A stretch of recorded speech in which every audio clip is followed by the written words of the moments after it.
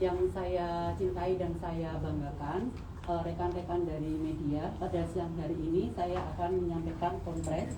Yang pertama adalah informasi terkait gangguan Kamtibmas tanggal 1 Agustus 2022.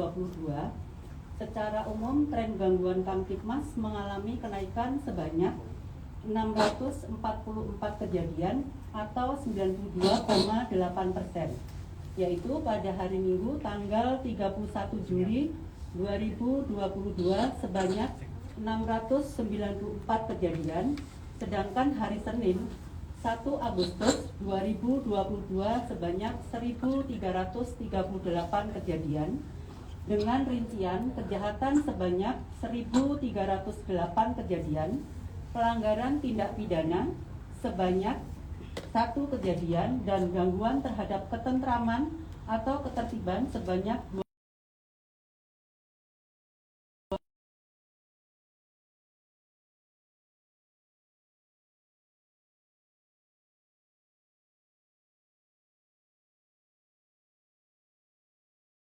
Ada 1.308 kasus.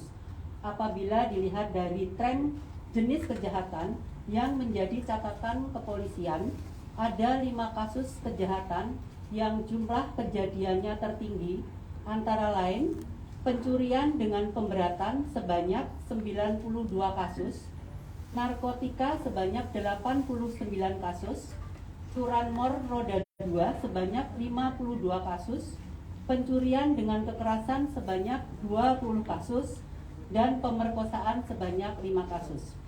Sedangkan terkait dengan data Laka Lantas, jumlah kecelakaan yang terjadi sebanyak 460 kejadian, dengan rincian korban meninggal dunia 47 orang, korban luka berat 48 orang, dan korban luka ringan 406 orang.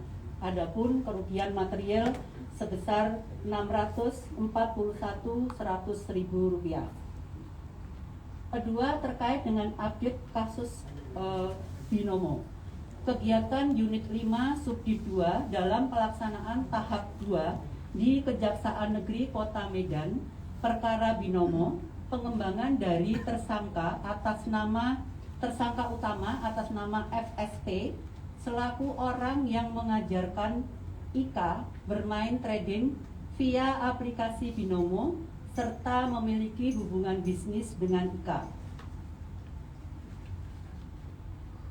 Tahap 2 tersebut dilaksanakan berdasarkan Surat Kejaksaan Agung Republik Indonesia nomor B3075 E3-EQ1-7-2022 tanggal 29 Juli 2022 perihal pemberitahuan hasil penyidikan perkara pidana atas nama FSP, sudah lengkap P21. Adapun jalannya kegiatan sebagai berikut. 1. Tersangka FSP dibawa ke lokasi tanah yang disita di wilayah Medan untuk ditunjukkan kepada penyidik dan JPU. 2. Kegiatan tahap 2 dilaksanakan pada hari Selasa tanggal 2 Agustus 2022 dan saat ini tersangka di Rutan Polda Sumatera Utara. Ketiga, terkait dengan update penanganan kasus Yayasan ACT. Adapun kegiatan yang dilakukan oleh penyidik adalah sebagai berikut. Yang pertama, melakukan aset tracing terhadap harta kekayaan baik yayasan maupun para tersangka dan pihak yang terafiliasi. 2.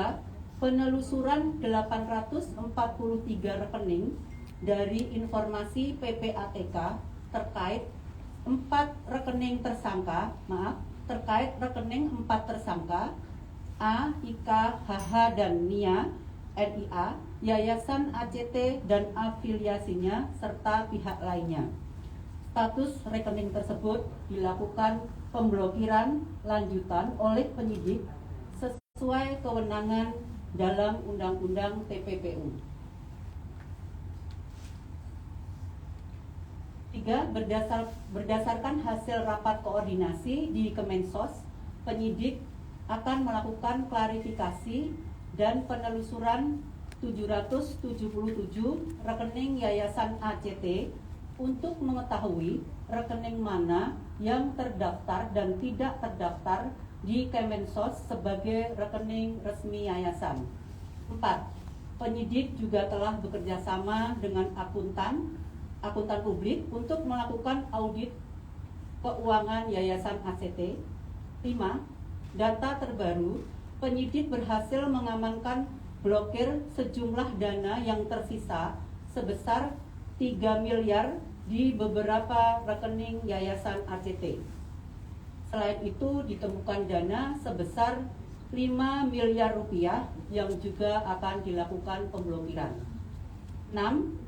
Penyidik telah melakukan pemeriksaan terhadap pihak-pihak yang menerima aliran dana Boeing dari ACT yang tidak sesuai peruntukannya, diantaranya Ketua Koperasi Syariah 212 atas nama MS pada hari Senin tanggal 1 Agustus 2022.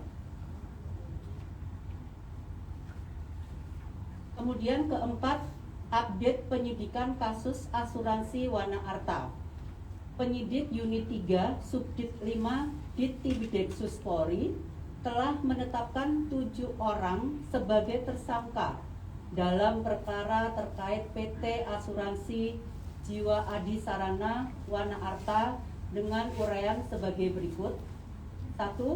Saudara MA dikenakan pasal 74 ayat 1 dan ayat 2, pasal 75, pasal 78, pasal 76 Undang-Undang Nomor 40 Tahun 2014 tentang perasuransian, pasal 374 KUHP dan 345 TPPU. 2. Saudara TK dikenakan pasal 74 ayat 1 dan ayat 2, pasal 75 dan pasal 78 Undang-Undang Nomor 40 Tahun 2014 tentang perasuransian. 3. Saudara YM dikenakan pasal 74 ayat 1 dan ayat 2, pasal 75 dan pasal 78 Undang-Undang Nomor 40 Tahun 2014 tentang perasuransian. Saudara YY dikenakan pasal 74 ayat 1 dan pasal 75 Undang-Undang Nomor 40 Tahun 2014 tentang perasuransian. Saudara DH dikenakan pasal 74 ayat 1 dan pasal 75 Undang-Undang Nomor 40 Tahun 2014 tentang perasuransian. Saudara EL dikenakan pasal 76 Undang-Undang Nomor 40 Tahun 2014 tentang perasuransian dan pasal 374 KUHP serta pasal 3, 4, dan 5 TPPU. Saudari RF dikenakan pasal 76 Undang-Undang Nomor 40 Tahun 2014 tentang perasuransian, pasal 374 KUHP dan pasal 3, 4, dan 5 TPPU. Demikian konfres pada siang hari ini. Terima kasih. Billahi taufik wal hidayah. Wassalamualaikum warahmatullahi wabarakatuh. Om Santi Santi Santi Om. Pendalaman sedikit bisa Bu, coba. Salah satunya yang ini, yang Sambil jalan aja ya. Oh,